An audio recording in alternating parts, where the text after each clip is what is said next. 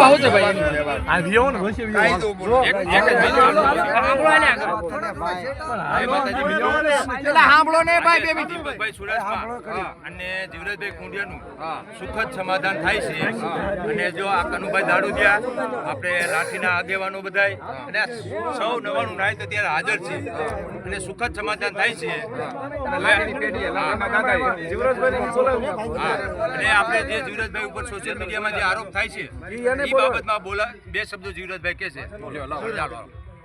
જય માતાજી જય મારો દીપુષક સમાજ બરોબર નાત હોય ના ગઈ તો નાત બીજું કઈ થાતું નથી બરોબર આમાં નાત મને કેસે સમાધાન કરવાનું તો નાત થી મોટો હું નથી વાહ જીવરાજભાઈ વાહ નાત તો દેવીજીને પાસે વળી જાય પછી કે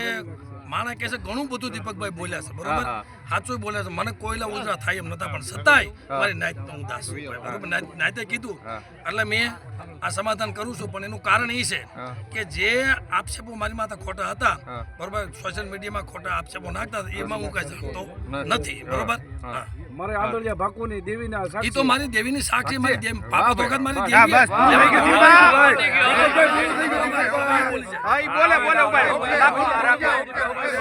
એક મિનિટ સાંભળો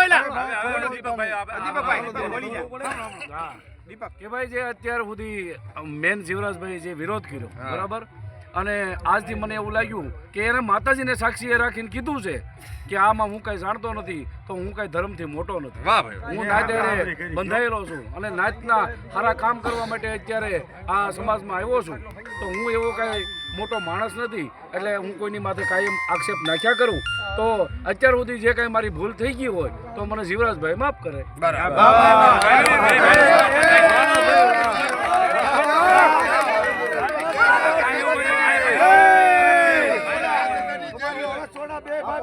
સોલંકી